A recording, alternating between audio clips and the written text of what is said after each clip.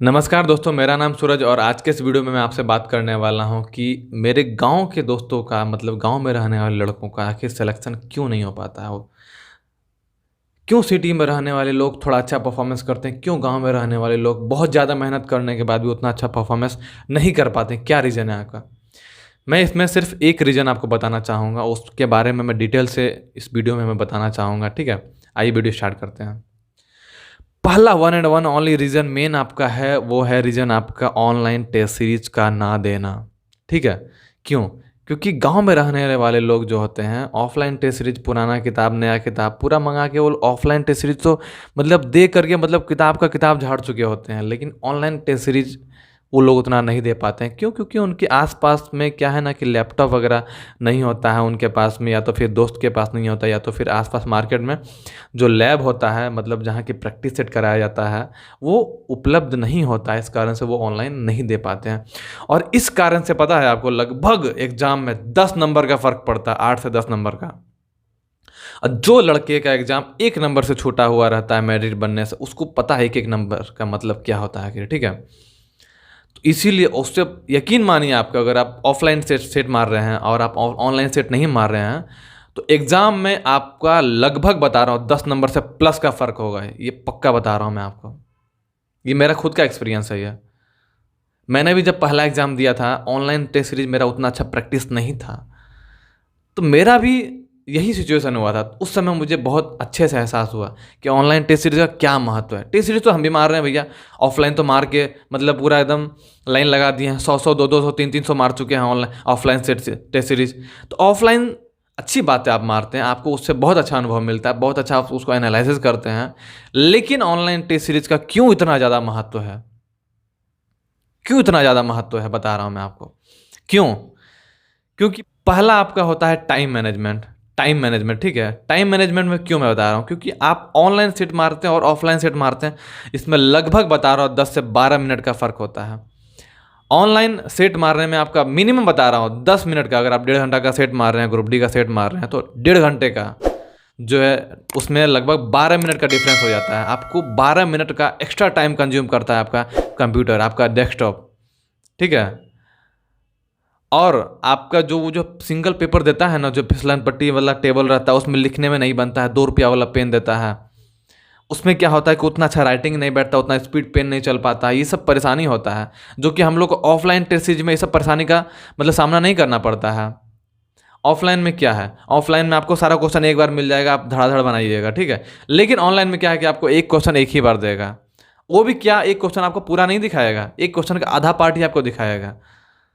अब उसको क्या करिएगा, माउस का आपको हैंडल करना पड़ता है, माउस को हैंडल करके आप फिर ऊपर नीचे करिएगा क्वेश्चन को, उसमें टाइम जाता है, मैचिंग कराना पड़ता है, रीजनिंग में ऐसा होता है, तो इसीलिए ठीक है वो सब में टाइम काफ़ी ज़्यादा जाता है। और जो लोग प्रैक्टिस नहीं किए हैं ना, वहाँ वो लोग को इस चीज़ का अफसोस लगता है, क्योंकि उनका प्रैक्टिस एकदम स्पीड करने का, वहाँ स्पीड उसके वजह से स्लो हो जाता है, तो वो लोग फिर मतलब क्या होता है, मेंटली या वो लोग डिस्टर्ब होना शुरू हो जाते हैं, ये होता है। अब प्रैक्टिस करने का देखिए एक और महत्व है। क्यों? क्योंकि आप लोग हमेशा जानते हैं कि एग्ज़ाम, कोई भी एग्ज़ाम में 100 में 100 नंबर नहीं बनाना होता है। 100 में आपको 90 नंबर ही अटेंड करना होता है, 85 नंबर ही अटेंड करना होता है। 15 नंबर आपको जो है मतलब टाइम लॉस करने के लिए आपको दिया जाता है, आपको देखा जाता है। क्योंकि बोलते हैं ना कि अभी का ग्रुप डी का एग्ज़ाम, चाहे कोई भी रेलवे का एग्ज़ाम हो या कोई भी दूसरा एग्ज़ाम हो, उसमें रटंतु विद्या काम नहीं करती है आपकी। आपको समझदारी चाहिए, समझदारी चाहिए। समझदारी कैसे है कि उसमें आपको ये डिसीजन लेने का क्षमता होना चाहिए कि आपको कौन सा क्वेश्चन स्किप करना है और कौन सा क्वेश्चन को बनाना है, और कौन सा क्वेश्चन को आपको मार्क और रिव्यू करके आगे के लिए छोड़ना है। ये बहुत ज़्यादा इंपॉर्टेंट है। वो जो 15 क्वेश्चन जो आपको छोड़ना है ना, ये समझ आपको प्रैक्टिस सेट लगाने के बाद ही आएगा। जब आप प्रैक्टिस करिएगा आपको अनुभव होगा कि ये मेरा क्वेश्चन मेरा टाइम ज़्यादा ले रहा है, ये फालतू का मेरा इतना समय कंज्यूम कर दिया, लगभग ये मेरा 2 मिनट ये क्वेश्चन मेरा ले लिया, उतने समय में मैं दूसरा क्वेश्चन बनाता। ये आपको स्टार्टिंग में नहीं पता लगी, आपको अंतिम समय में जब एग्जाम का जब 15 मिनट बाकी होगा ना, उस समय आपको इस चीज़ का एहसास होगा। होता क्या है बता रहा हूँ मैं आपको, लगभग मतलब एग्जाम में देखा जाता है कि स्टार्टिंग का 10 से 15 क्वेश्चन में आपको 3 से 4 या 5 क्वेश्चन इतना टफ रहेगा। स्टार्टिंग का 10 क्वेश्चन में आपको 10 क्वेश्चन में आप पहला 5 क्वेश्चन आपको टफ दे देगा, ठीक है। और आप जब उसको आपको वो स्किप करने के लिए दे रहा है, लेकिन आप क्या है कि आप उसको बनाने पर तुले हुए हैं कि जो है अब मन में विचार क्या हो जाता है, जब स्टार्टिंग में पहला क्वेश्चन छोड़े, दूसरा क्वेश्चन छोड़े, तीसरा क्वेश्चन छोड़े, चौथा क्वेश्चन बना के फिर पांचवा क्वेश्चन बना के फिर छठा क्वेश्चन जब छोड़ना पड़ता है तो दिमाग में यही आता है कि यार हम सब छोड़ देंगे तो बनाएंगे क्या भाई, बनाएंगे क्या आखिर।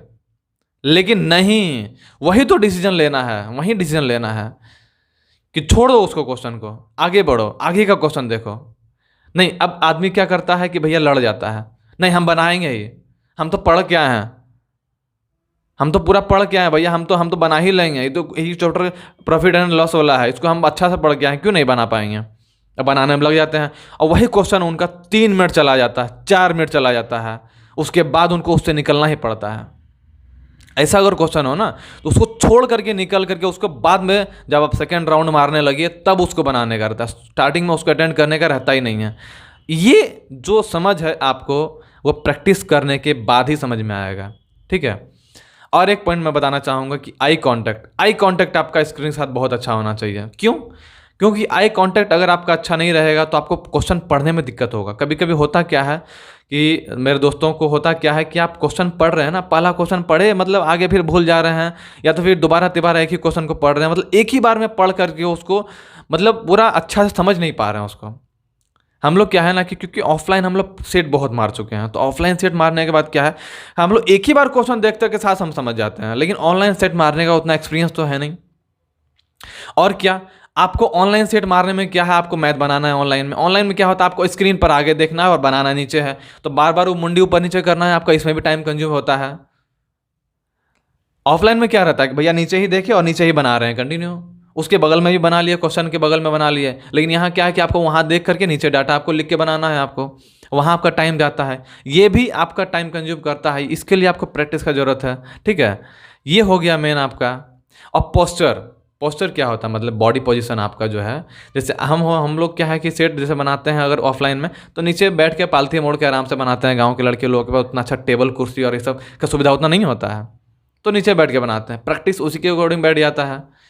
और वहाँ देता है हम लोग को टेबल कुर्सी पर, कि टेबल कुर्सी पर आप बैठ करके बनाइए, वहाँ पर वो पोजीशन का मतलब हैबिट बनाना चाहिए। कभी कभी होता है क्या है कि बैक पेन आने लगता है, क्योंकि एग्जाम के टाइम क्या होता है ना, माइंड थोड़ा प्रेशर में होता है, थोड़ा तेज़ दौड़ता है, बॉडी अलर्ट होता है ज़्यादा उस समय, तो वो थोड़ा सा मतलब कि उसके अकॉर्डिंग बॉडी थोड़ा सा अनकंफर्टेबल होने लगता है। तो ये कंफर्टेबिलिटी के कारण जो है ना आपको मतलब ऑनलाइन टेस्ट मारना चाहिए।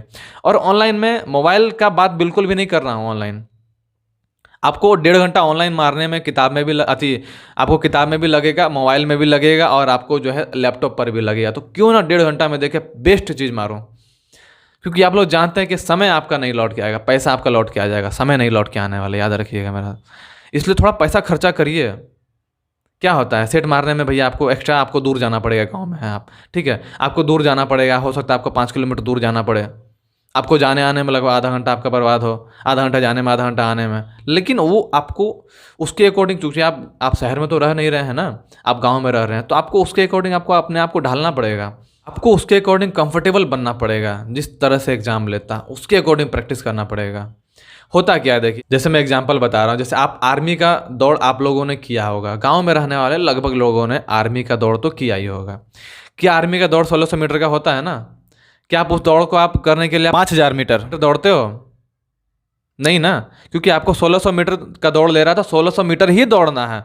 उसी तरह आपको एग्जाम ऑनलाइन लेना है, टेबल कुर्सी पर सिंगल पेपर और 2 रुपया वाला पेन दे करके, तो आपको उसी तरह से प्रैक्टिस भी करना है, आपको लेना है, ठीक है, आपको उतना करना ही करना पड़ेगा। जैसे अब आपका एग्जाम, आपका जैसे आर्मी का दौड़ हो रहा है, चाहे आपका किसी भी का दौड़ हो रहा है, ठीक है, आर्मी का दौड़ हो रहा है 1600 मीटर का आपका हो रहा है सुबह में लगभग 9 से 10 बजे, ठीक है, आपका प्रैक्टिस है सुबह 4 बजे का, आपको हैबिट बना हुआ है सुबह 5 बजे दौड़ने का, 6 बजे तक कंप्लीट करके घर आ जाने का, आराम से पूरा नींद लेकर के आप दौड़ते हैं।